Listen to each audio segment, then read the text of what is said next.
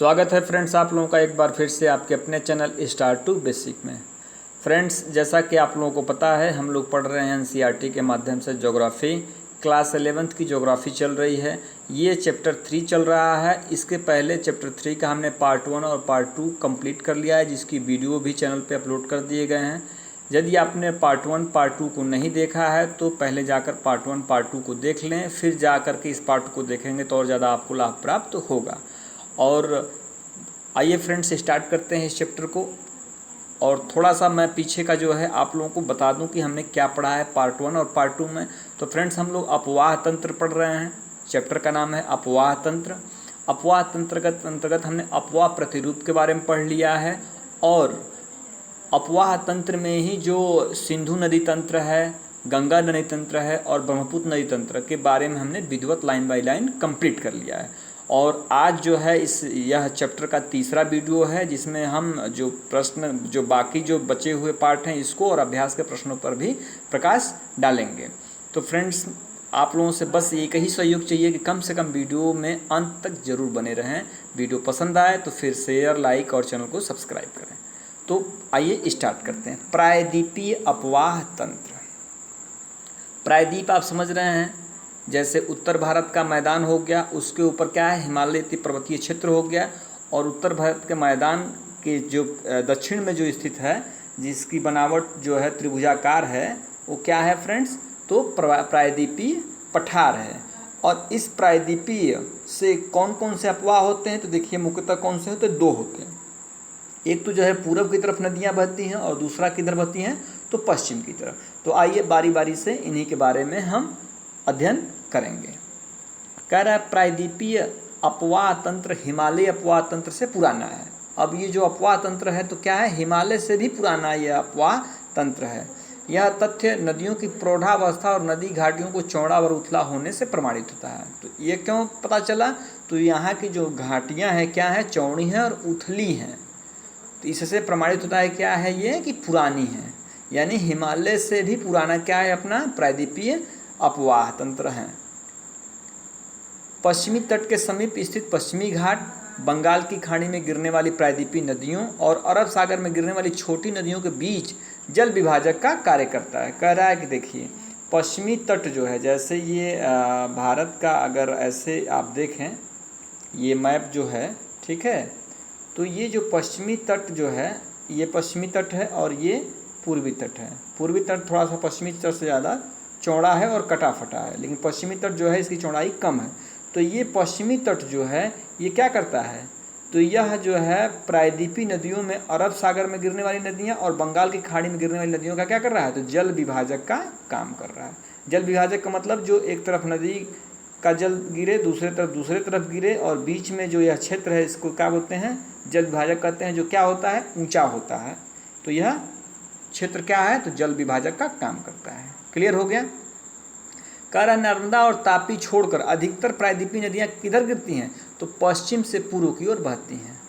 नर्मदा और ताप्ती दो नदियों को छोड़ दें, वैसे तो नर्मदा है, तापी है, माही नदी है और पेरियार नदी है। मुख्यतः ये चार नदियाँ हैं जो पश्चिमी तट की तरफ हैं। तो कह रहा है इन दो नदियों को छोड़ दें तो सभी नदियाँ जो हैं पश्चिम से पूरब की तरफ गिरती हैं। जैसे ये अपना जो भारतीय जो तट है, इधर से नदियाँ इधर को गिरती हैं। क्यों गिरती हैं, तो पश्चिमी तट क्या है, ये ऊंचा है और पूर्वी तट क्या है, इससे नीचा है। इसलिए इधर से नदियाँ निकलती हैं तो पश्चिम से पूर्व की तरफ बहती हैं। ठीक है, चूँकि ये भाग ऊंचा है और ये भाग क्या है, नीचा है। तो हमेशा कोई भी जल का प्रवाह किधर से होगा, ऊंचाई से नीचाई की तरफ होगा, ऊपर से नीचे की तरफ होगा। कह रहा प्रायद्वीपीय उत्तर भाग में निकलने वाली चंबल, सिंध, बेतवा, केन व सोन नदियाँ क्या हैं, तो गंगा नदी तंत्र का अंग हैं।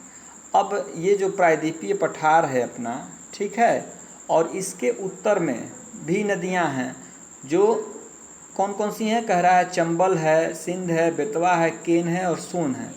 ये नदियाँ जो हैं कहाँ जाती हैं, तो उत्तर की तरफ जो गंगा नदी है इसमें जा कर के मिलती हैं।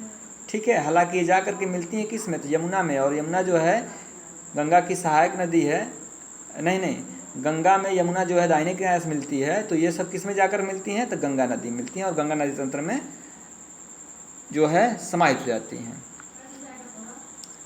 कह रहा प्रायद्वीपीय के अन्य प्रमुख नदी तंत्र जो है महानदी है, गोदावरी है, कृष्णा और कावेरी है। ये सब नदियाँ कहाँ बहती हैं? तो ये जो है बंगाल की खाड़ी में गिरती हैं और पूर्वी तट पे पश्चिम से पूरब की तरफ है। प्रायद्वीपीय नदियों की विशेषता है कि ये सुनिश्चित मार्ग पर चलती हैं, विसर्प नहीं बनाती और ये 12मासी नहीं है। अब देखिए, अब उत्तर जो है भारत की नदियों में जैसे गंगा है, यमुना है, जो नदियां हैं, घाघरा है, गंडक है, ये क्या करती हैं? विसर्प बनाती हैं, मतलब ऐसे चलती हैं। ठीक है, क्यों? तो ये जो चलती हैं मैदानी क्षेत्रों में चलती हैं। जब मैदानी क्षेत्रों में चलेंगी तो मैदानी क्षेत्रों की मिट्टियाँ क्या होती हैं? मुलायम होती हैं, इसलिए काटते हुए विसर्प बनाते हुए चलती हैं। जबकि आपका प्रायद्वीपीय पठार की नदियाँ क्या होती हैं? विसर्प नहीं बनाती हैं। क्यों? क्योंकि देखिए पथरीली ज़मीन पर नदियाँ वो बहती हैं, तो इसलिए विसर्प नहीं बनाती हैं। किस में चलती हैं? तो भ्रंश घाटियों में बहती हैं, जिसमें मुख्यतः कौन सी नदी है? भ्रंश घाटियों में दूसरा दे रहा है नर्मदा और ताप्ती। ये क्या है? तो ये अपवाद हैं जो कि घाट भ्रंश का। अब देखिए भ्रंश के बारे में बता रहे हैं आपको, भ्रंश क्या होता है। जैसे भ्रंश का मतलब होता है, उसी को भ्रंश घाटी को रिफ्ट वैली बोलते हैं इंग्लिश में। जैसे ये 2 पर्वतीय क्षेत्र है, ठीक है, और इसके बीच से जो नदी बहे, ठीक है, तो इसी को क्या बोलते हैं? रिफ्ट वैली, भ्रंश घाटी बोलते हैं। जैसे कोई 2 पत्थर पहाड़ है, पर्वत है, और यह किसी कारण से जो है भ्रंशन इसमें हो जाए, मतलब एक भाग नीचे चला जाए, एक भाग ऊपर हो, तो बीच में क्या होती है? दरार पड़ जाती है, और उससे जो नदी बहे उसको क्या कहते हैं? तो भ्रंश घाटी कहते हैं। और उसी भ्रंश में बहने वाली नदियों को क्या बोलते हैं? तो रिफ्ट वैली घाटी बोलते हैं। ठीक है, अब प्रायद्वीपीय अपवाह तंत्र का उद विकास कैसे हुआ उसको देख लीजिए। अति प्राचीन काल की 3 प्रमुख भूगर्भीय घटनाओं ने आज के प्रायद्वीपीय भारत के अपवाह तंत्र को स्वरूप प्रदान किया है। आरंभिक टर्शरी काल के दौरान प्रायद्वीप के पश्चिमी पार्श्व का अवतलन, यानी क्या हुआ? जब टर्शियरी काल था, तो उस समय जो पश्चिमी था, ये जो पश्चिमी था, इसका क्या हो गया? अवतलन हो गया, मतलब ये क्या हो गया? नीचे दब गया। और उससे क्या हुआ? तो यहाँ पे जल संभर का निर्माण हुआ। जल संभर आप समझ रहे हैं, जैसे आपने जल द्रोणी पढ़ी, बड़ी नदियों में क्या होती है? जल द्रोणी होती है, और छोटी नदियों में क्या होती है? जल संभर होती है। सम्मित योजना में गड़बड़ी हो गई। हिमालय में होने वाली प्रोत्थान के कारण प्रायद्वीपीय खंड के उत्तरी भाग का अवतलन हुआ, और हिमालय में जब उत्थान हुआ तो प्रायद्वीपीय खंड के उत्तरी भाग, इस भाग में क्या हो गया? अवतलन हुआ, और परिणाम स्वरूप भ्रंश द्रोणियों का निर्माण हुआ। और जब इसमें अवतरण हुआ तो क्या हुआ? कोई भाग नीचे गया होगा, कोई भाग ऊपर आ गया, जिसी को अवतरण कहते हैं, और जिससे क्या हुआ? भ्रंश द्रोणियों का निर्माण हुआ। और वही द्रोणी क्या हो गई? नर्मदा और ताप्ती नदियाँ। जैसे सतपुड़ा पर्वत है, तो सतपुड़ा पर्वत के जो है भ्रंश में ये 2 नदियाँ बहती हैं। कौन सी? नर्मदा और ताप्ती। और कहाँ गिरती हैं? तो खंभात की खाड़ी में, अरब सागर में अपना जल गिराती हैं, और अपरद पदार्थ से मूल दरारों भर रही हैं। इसलिए इन नदियों में क्या है? जलोढ़ और डेल्टा का निक्षेप कम पाया। तो देखिए जो पश्चिम घाट पर जो नदियां हैं, पश्चिम की तरफ जो नदियां बहती हैं, वो क्या बनाती हैं? वह ज्वारदन मुख बनाती हैं, एस्चुअरी बनाती हैं। जलोढ़ या डेल्टा का निक्षेप कमी पाई जाती कह रहा है, लेकिन उसमें जलोढ़ या निक्षेप नहीं होता है। पूरब की तरफ जो नदियाँ बहती हैं वो क्या बनाती हैं? डेल्टा बनाती हैं। डेल्टा और एस्चुअरी के बारे में आप लोगों को पता होगा, अगर नहीं है तो लाइए थोड़ा सा मैं सारांश में आप लोगों को बता दूँ। देखिए डेल्टा का जो है त्रिभुजाकार होता है। होता क्या है कि जैसे ये नदी आती है और ये समुद्र का क्षेत्र है, ठीक है, तो यहाँ आते आते ये नदियाँ जो हैं अपने साथ जो मलबा लाती हैं उसको गिराने लगती हैं, जमने लगता है नदी किनारे, तो इस तरह की आकृति बनती है, ठीक है, तो इसी को हम डेल्टा कहते हैं। और जब नदी खूब वेग से चल रही है और ऊंचाई से ही जो है समुद्र में गिर रही है यहाँ पे, तो वो क्या करते हैं? उसके साथ जो मलबा आता है उसमें टिक नहीं पाता है, ये यहाँ पर क्या बनाती है? तो एस्चुअरी बनाती है। मतलब ये मलबा गिरेगा और जो है एक इस तरह की आकृति बनेगी, गोलाकार आकृति बनेगी, गिरेगा यहाँ पे तो यहाँ मट्टी हट करके यहाँ पे क्या होगा? जमाव होगा, तो वह एस्चुअरी होता है। और डेल्टा क्या होता है? त्रिभुजाकार होता है। क्लियर हो गया? इसी काल में प्रायद्वीपीय खंड उत्तर पश्चिमी दिशा से दक्षिण पूर्व दिशा में झुक गया। और इसी काल में कौन से?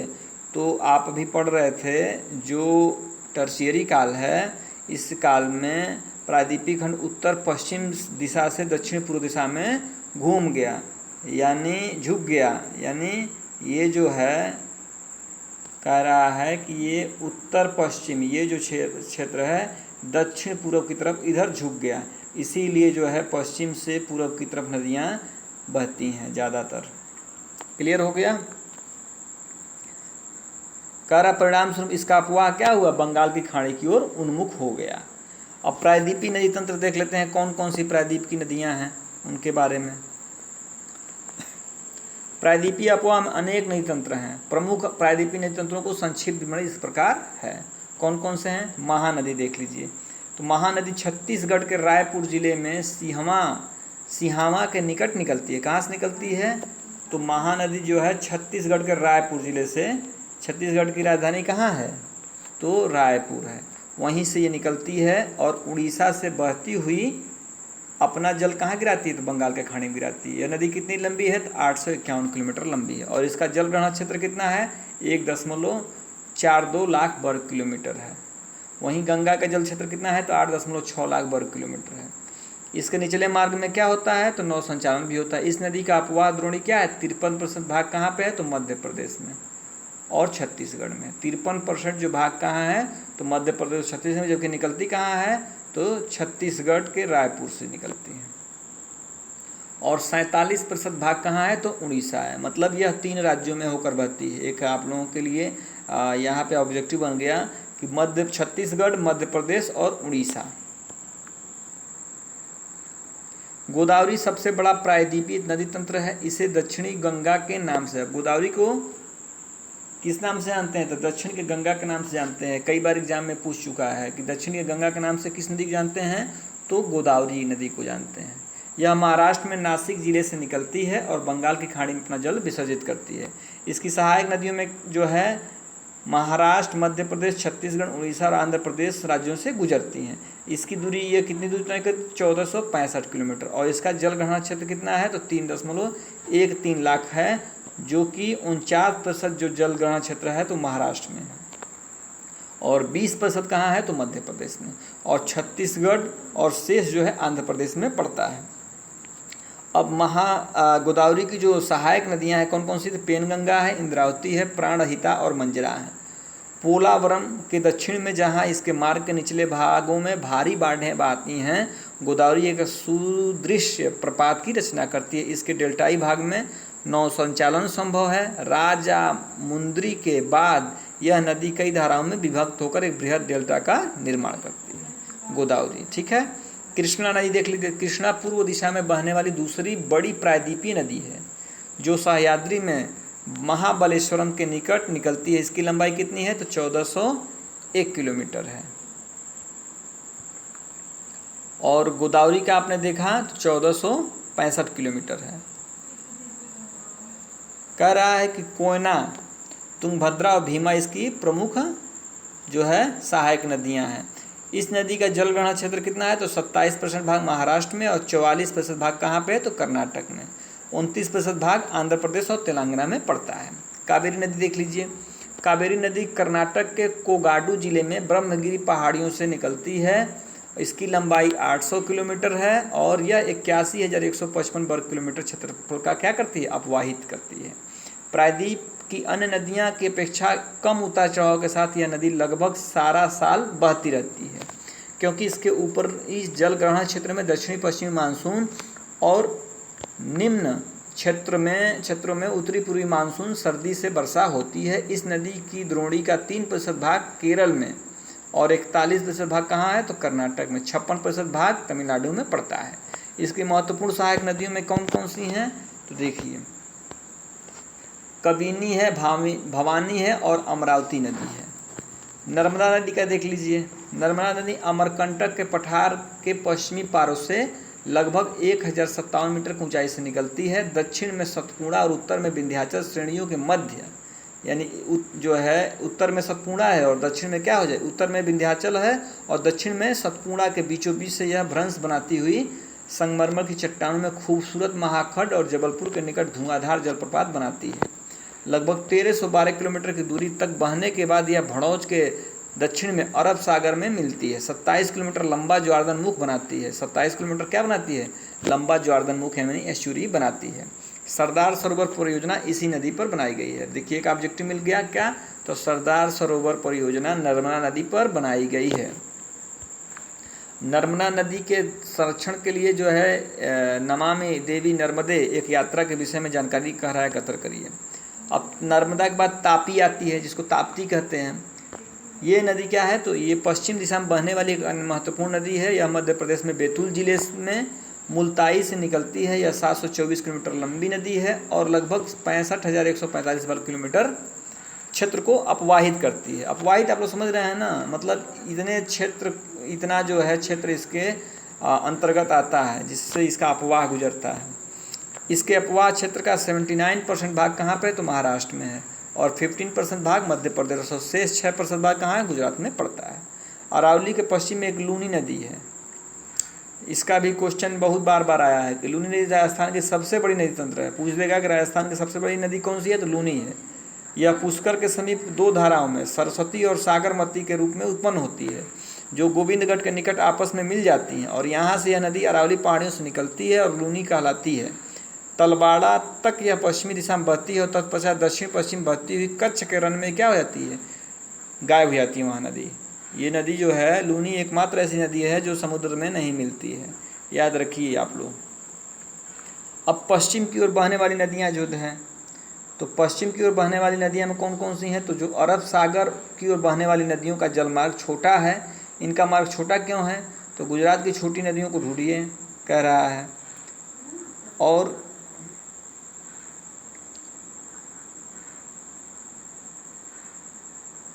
गुजरात की छोटी नदियों को ढूंढिए। शत्रुघ्न जी एक ऐसी ही नदी है जो अमरावती जिले में डलकाहवा से निकलती है।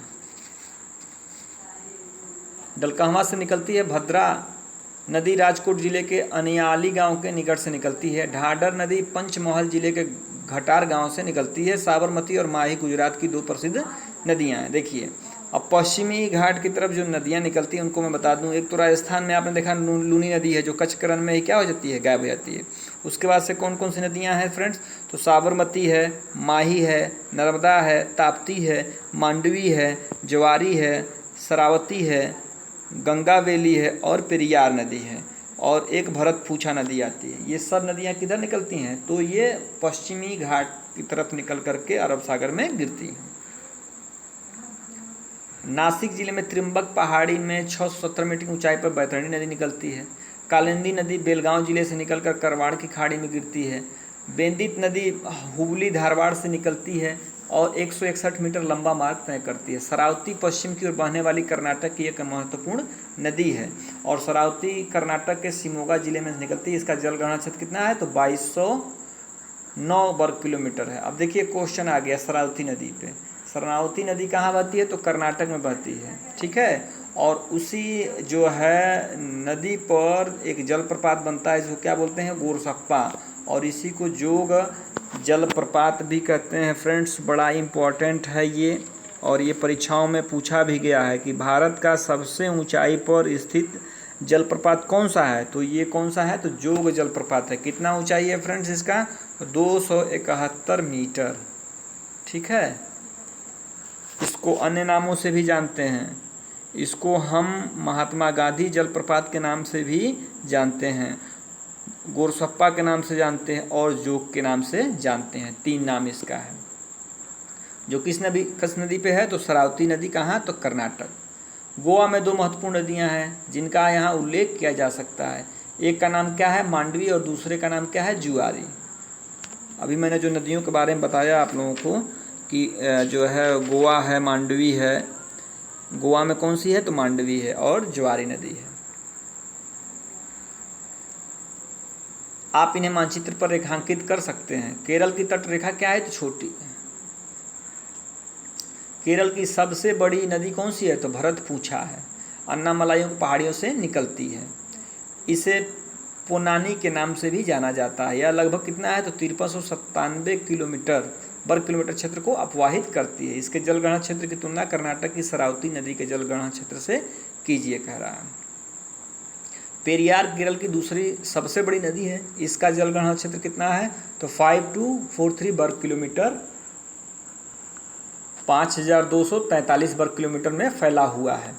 आप देख सकते हैं कि यस्था, पूझा और पेरियार नदियों के जलग्रहण क्षेत्र में बहुत कम अंतर है। अब केरल के अन्य उल्लेखनीय नदी जो है पाम्बा है, जो उत्तरी केरल में 177 किलोमीटर लंबा मार्ग तय करती हुई बेम्बानाथ झील में जा गिरती है।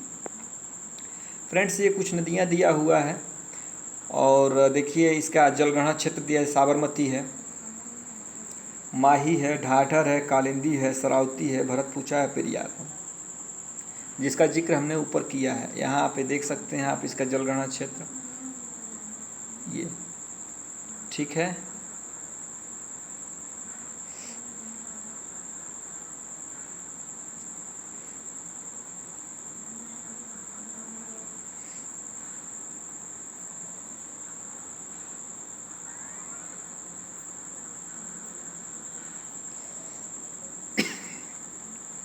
अब नदी बहाव प्रवृत्ति देख लेते हैं हम लोग।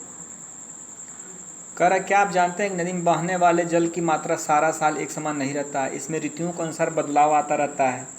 किस ऋतु में आप गंगा व कावेरी नदियों में सर्वाधिक प्रवाह की अपेक्षा कर सकते हैं? एक नदी के चैनल में वर्ष पर्यंत जल प्रवाह के रूप को नदी बहाव प्रवृत्ति कहा जाता है। उत्तर भारत की हिमालय से निकलने वाली नदियाँ क्या हैं? बारहमासी हैं, क्योंकि अपना जल बर्फ पिघलने तथा वर्षा होने से प्राप्त करती हैं। सही बात है। दक्षिण भारत की नदियाँ हिमनदों से नहीं निकलती हैं, जिससे इनकी बहाव प्रवृत्ति में क्या होता है? उतार चढ़ाव देखा जा सकता है। इनका बहाव मानसून ऋतु में काफ़ी ज़्यादा बढ़ जाता है। इस प्रकार दक्षिण भारत की नदियों के बहाव की प्रवृत्ति वर्षा द्वारा नियंत्रित होती है, जो प्रायद्वीपीय पठार के एक स्थान से दूसरे स्थान पर भिन्न है। जल विसर्जन, जिसको डिस्चार्ज कहते हैं, नदी में समयानुसार जल प्रवाह के आयतन का माप है। इसे क्यूसेक्स क्यूबिक फुट प्रति सेकंड या क्यूमेक्स क्यूबिक मीटर प्रति सेकंड में मापा जाता है। अब जल के जो है किससे नापते हैं उसका आयतन? तो क्यूमेक्स या क्यूबिक मीटर से। गंगा नदी में न्यूनतम जल प्रवाह क्या है? जनवरी से जून की अवधि के दौरान होता है। अधिकतम प्रवाह कब होता है? तो अगस्त सितंबर में। सितंबर के बाद प्रवाह में लगातार कमी होती चली जाती है। इस प्रकार इस नदी की वर्षा ऋतु में जल प्रवाह की प्रवृत्ति क्या होती है? मानसूनी होती है। गंगा द्रोणी के पूर्वी पश्चिमी भागों की जल बहाव प्रवृत्ति में चौंकाने वाले अंतर नजर आते हैं। बर्फ पिघलने के कारण क्या होता है? तो गंगा नदी का प्रवाह मानसून आने से पहले भी काफ़ी बड़ा होता है। फरक्का में गंगा नदी का औसत अधिकतम जल प्रवाह क्या है? तो 55,000 क्यूसेक है, जबकि न्यूनतम औसत केवल 1300 क्यूसेक है। जल प्रवाह में इतने अधिक अंतर के लिए कौन कौन से कारक हैं? तो मानसून है और बर्फ पिघलना है। ठीक है। अब प्रायद्वीप की दो नदियों की प्रवाह प्रवृत्ति हिमालय की नदियों की तुलना में रोचक अंतर प्रस्तुत करती हैं। नर्मदा नदी में जल विसर्जन का स्तर जनवरी से जुलाई माह तक बहुत कम रहता है, लेकिन अगस्त में इस नदी का जल प्रवाह अधिकतम हो जाता है, तो यह अचानक उफान पर आ जाती है। अक्टूबर महीने में बहाव की गिरावट उतनी ही महत्वपूर्ण है जितना अगस्त में उफान। ये नीचे जो है फ्रेंड्स जो है हिमालय और प्रायद्वीपीय नदियों की तुलना करके दिखा रहा है कि कहाँ किसका उद्गम स्थल है, और एक बार इसको हम छोटा करके देख लेते हैं।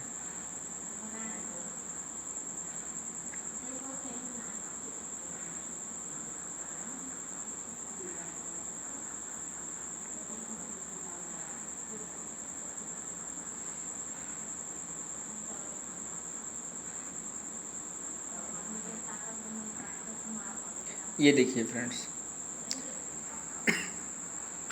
ये उद्गम स्थल दिखा रहा है। तो हिमालयी नदियों का उद्गम स्थल कहाँ है? तो हिम के नदियों से ढके हिमालय पर्वत से होता है। और प्रायद्वीपीय नदियों का क्या है? तो पठारों से है। प्रवाह प्रवृत्ति क्या है? तो ये बारहमासी नदियाँ होती हैं। कौन सी? हिमालय से निकलने वाली हैं। और ये कौन सी हैं? प्रायद्वीपीय नदी जो है मौसमी हैं और मानसूनी वर्षा पर निर्भर है। अपवाह के प्रकार क्या है? तो ये पूर्ववर्ती और अनुवर्ती जो है मैदानी भागों में कैसा हो जाती है? तो वृक्षकार हो जाती हैं, यानी वृक्ष की शाखाओं की तरफ फैल जाती हैं।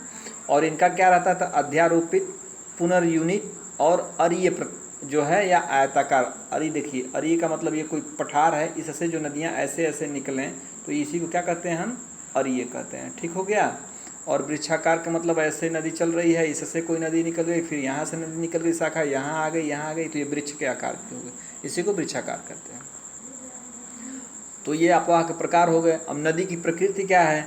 तो यह लंबा मार्ग उबड़ खाबड़ पर्वतों से गुजरती हुई, अपर्दन करती हुई और मैदानों में क्या करती है? जल मार्ग बदलती है, विसर्ग बनाती है, और ये सुसंयोजित घाटियों के साथ छोटे निश्चित मार्ग पे ही बहती है। जल ग्रहण क्षेत्र क्या है? तो बहुत बड़ी द्रोणी इसकी होती है, इसकी द्रोणी क्या होती है? अपेक्षाकृत छोटी होती है।